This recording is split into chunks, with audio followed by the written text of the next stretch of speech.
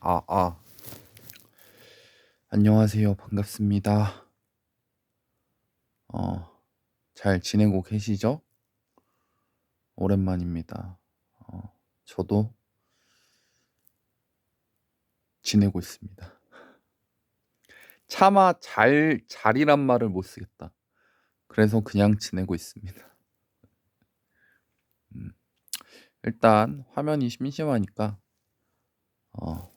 오늘 짠 남은 와인을 한번 따라 보겠습니다. 근데 제가 이거 와인 마시고 식도염이랑 위염이 왔습니다. 그래서 그동안 한 2주 됐나? 2주 됐죠? 음. 그동안 술을 한 잔도 안 마셨습니다. 그래서 술이 그대로입니다. 병마개도 바꿨어요. 이거 와인마개 이걸로 바꾸고, 원래 이거였나? 아무튼 제가 위염과 식도염이 와가지고 엄청 심하진 않은데 조금 고생을 했습니다. 그래서 약도 한 먹고, 지금은 약은 다 끊었고, 그래가지고 지금까지 안 먹다가 그래서 이거 마지막으로 올린 날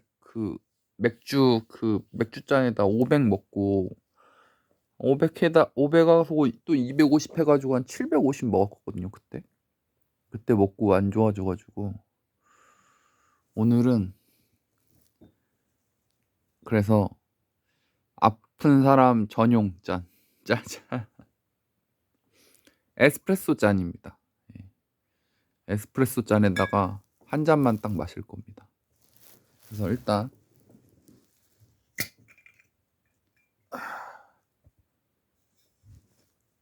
애들 장난이죠?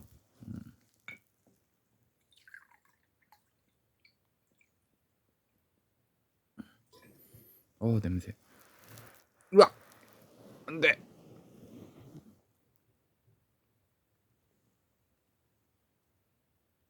짠.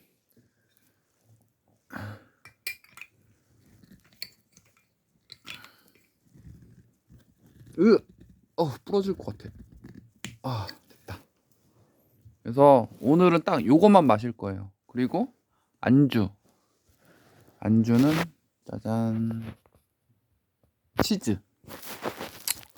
제가 피자 치즈를 좋아하거든요. 그리고 이 모짜렐라를 좋아해요. 그래서 엄마가 가끔 사다 주십니다. 그러면 저는 그냥 얘를 전자레인지에 돌려서 그냥 치즈만 먹어요. 옛날에 저는 치즈를 되게 좋아해서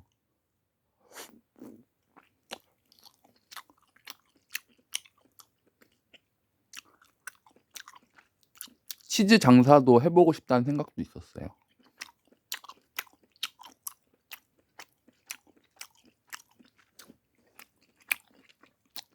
짜다. 짜게 먹지 말라고 했는데. 제가 그리고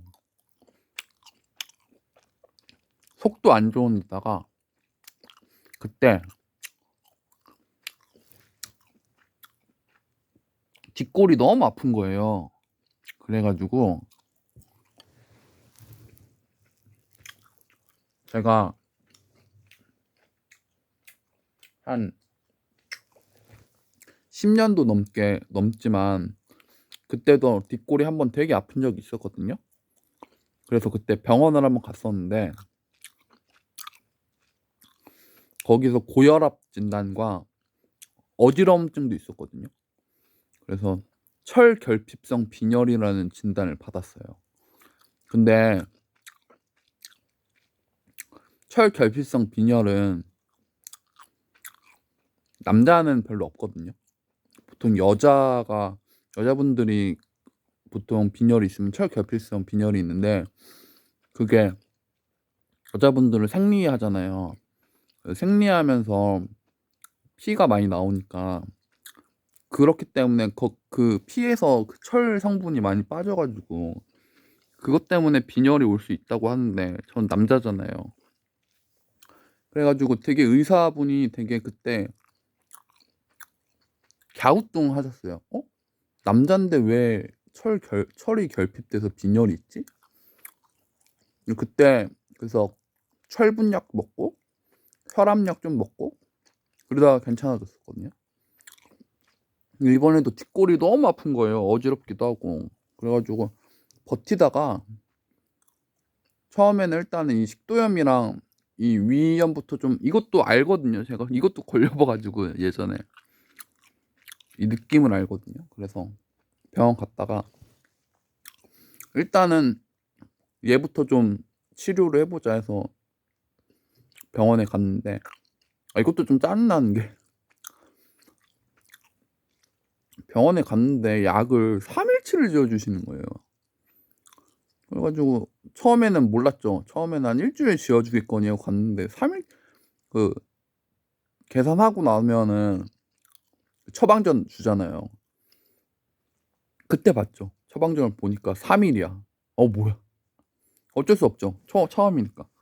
그래가지고 3일 먹고 다시 갔죠. 3일 만에 나을 리가 없죠. 다시 가서 이제 의사분이랑 이제 진료받고 이제 얘기를 했죠. 제가 한 일주일 정도만 지어주시면 안 돼요?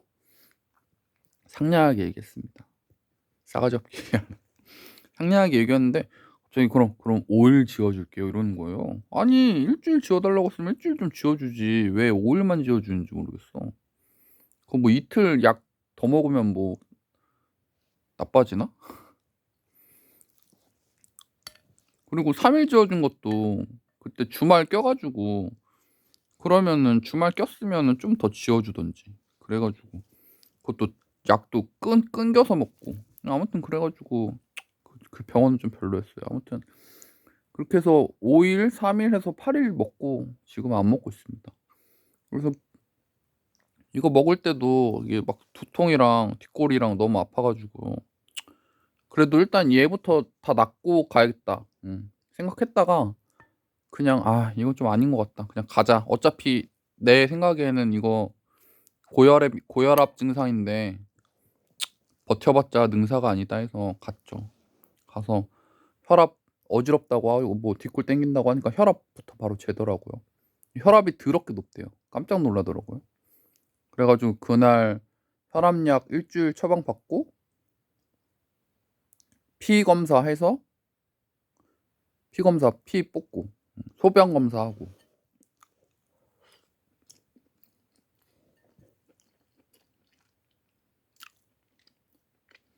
근데 며칠 뒤에 문자가 오더라고요.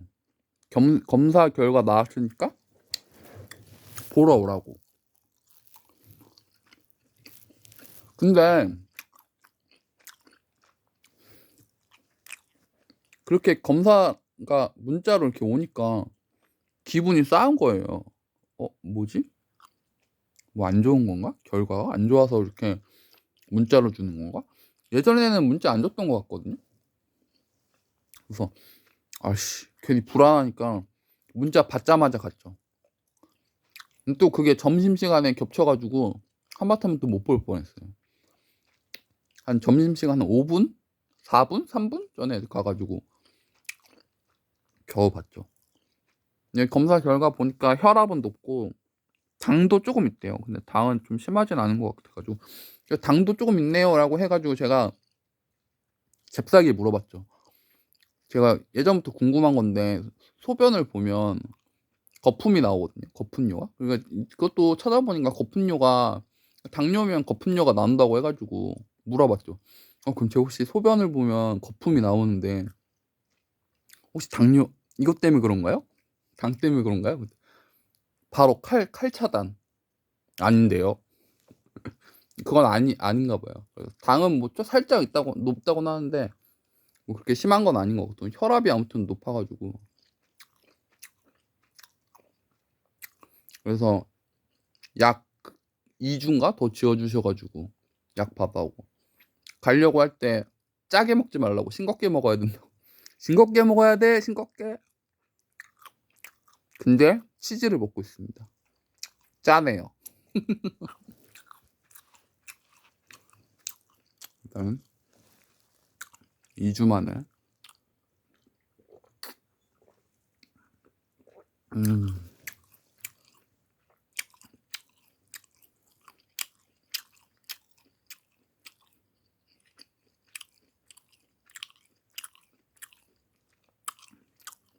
그래서 네, 집에 와서 생각을 해봤죠.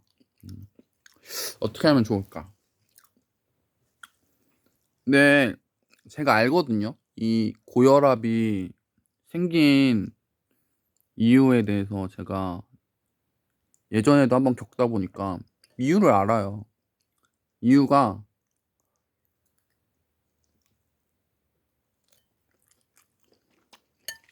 스트레스를 많이 받으면 그런 것 같아요.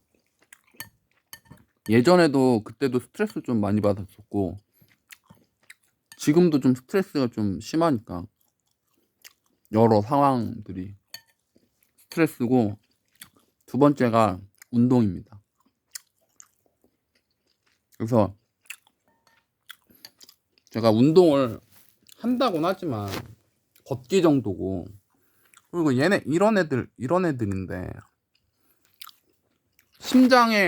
심장이 바운스 되는 운동을 못하니까 혈압이 높아지는 거죠. 그래서 생각을 했거든요, 집에서. 그럼 어떻게 해야 되지? 그럼 운동을 좀 해야 될 것 같은데,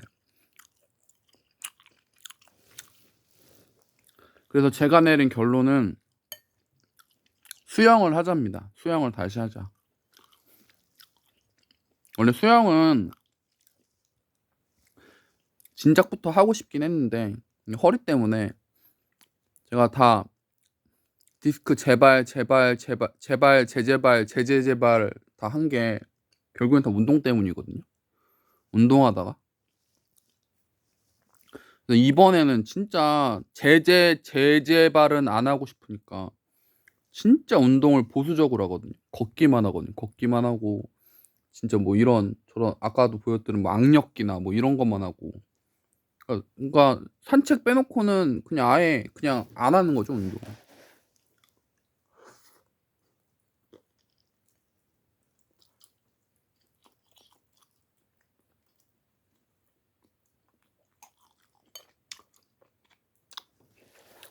그래서 운동이 부족하니까 고혈압이 온 거구나 해서 결국에는 운동을 해야겠다.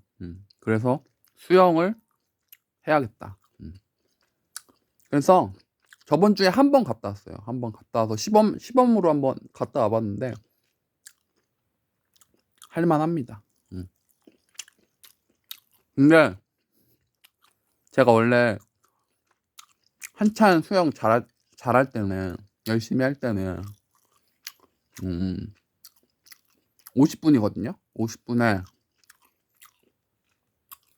여기 12, 6, 38, 6, 4, 24, 6, 5, 30바퀴를 돌았거든요. 25m 30바퀴를 돌고 또 시간이 남아서 또 연습을 하고 그랬거든요. 근데 쉬다가 다시 하니까 한 바퀴 딱 도니까 이미 방전. 그 다음부터는 한 바퀴도 못 돌아요. 그냥 한 번 25m 50m 한 바퀴 돌고 방전. 그 다음부터 25m씩 가는데 25m 가는데도 막 팔 아프고 숨차고 막 힘들고 막 천근만근.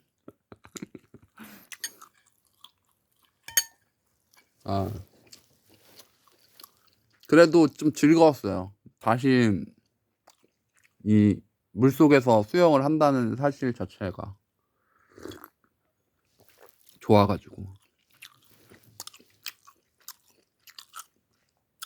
그래서 저번에 한 번 갔다 오고 수요일날 갔죠. 저번 주 수요일날. 이것도 계획입니다. 조금씩 늘리기 위해서. 그래서 일주일에 한 번 간 거고 이번 주부터는 일주일에 2번 갑니다. 그래서 수요일이랑 토요일 날 가요. 내일이랑 그다음 토요일 날.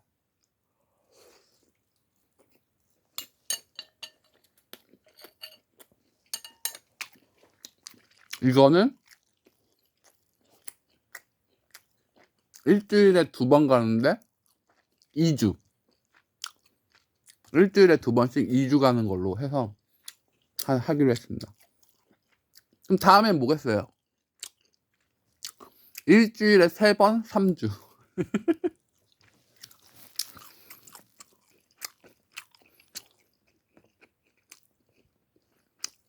그래서 서서히 늘리기로. 이러면 수영도 하는 거니까 혈압도 좀 떨어질 거예요. 운동을 하니까. 확실히 수영하니까 심장이 바운스가 되긴 하더라고요. 근데 또 한 가지 문제가 생긴 게 뭐냐면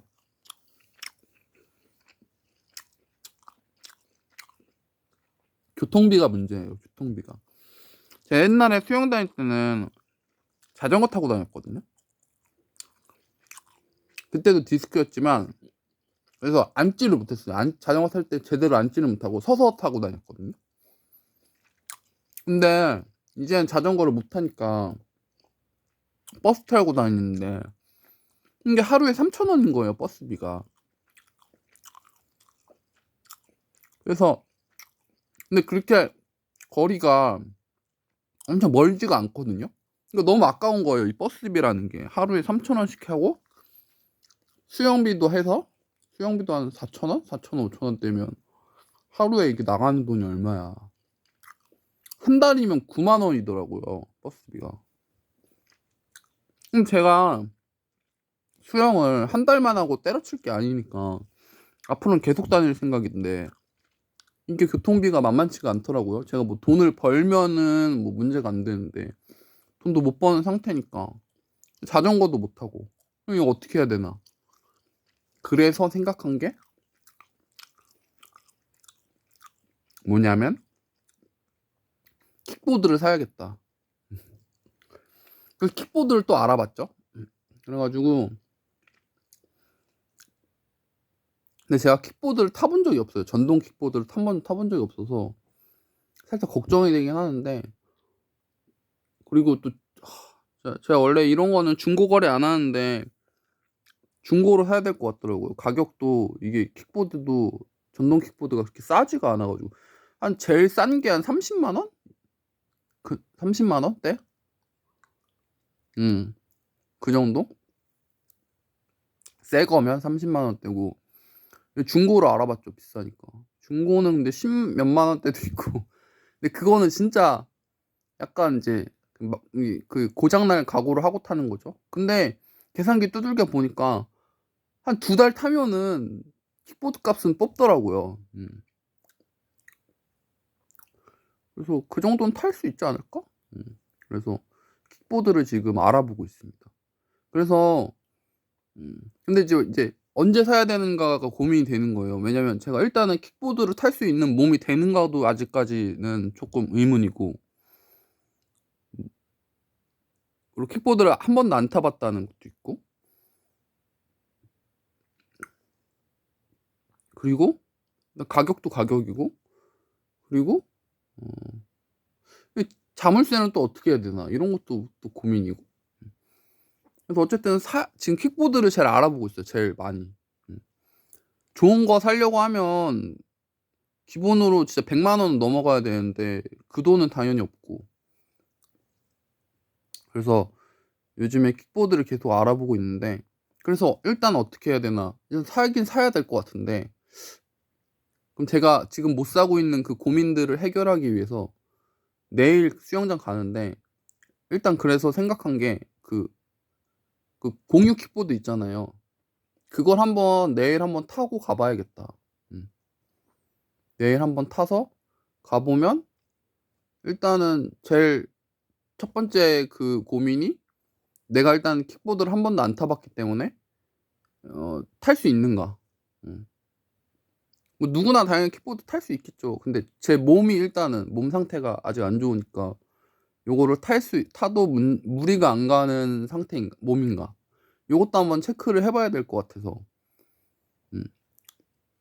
그리고 이제 킥보드 타고 갈 이제 루트도 다시 짜야 될 것 같고, 물론 뭐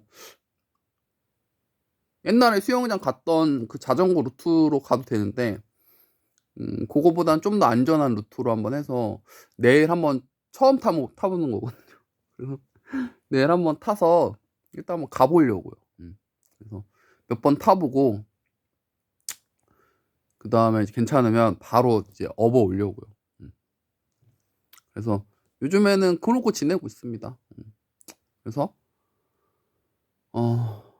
허리 디스크 환자인데 정신과 약은 끊었고, 그래서 막 잠을 잘 못 자고 지내다가 머리도 너무 아프고 갑자기 뒷골도 너무 아프고 어지럽고 속도 안 좋고 그래가지고 있다가 하다가 이제 병원 가서 식도염이랑 위염약 지어서 먹고, 병원 가서 피 검사도 했더니 혈압이 높다고 해서 혈압약도 먹고 있고, 안 되겠다 싶어서 이제 운동을 좀 본격적으로 해야겠다 해서 수영장을 끊어서 다니고 있고, 서서히 늘릴 계획이고, 그러다 보니까 이제 교통비가 또 이제 걱정이 되니까 킥보드를 알아보고 있다. 그러고 지내고 있습니다.